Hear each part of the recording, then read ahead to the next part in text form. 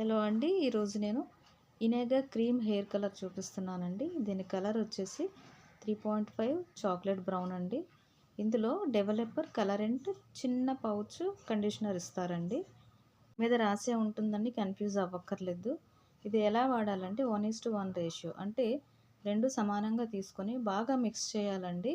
లైట్గా మీరు ఏదైతే కలర్ అనుకున్నారో ఆ కలర్ వస్తుంది. అప్పటి వరకు మిక్స్ చేసి మీరు ఎలా అప్లై చేయాలంటే, మీరు తల స్నానం చేసి ఉండాలంటే తల ఆరిపోయి అప్పుడు ఈ కలర్ని అప్లై చేసుకొని హాఫ్ అన్ అవర్ వరకు ఉంచుకోవాలి. అరగంట తర్వాత మీరు నార్మల్గా రెగ్యులర్ వాటర్తో వాష్ చేసుకోవచ్చు. కావాలంటే కండిషనర్ అప్లై చేసుకోవచ్చు.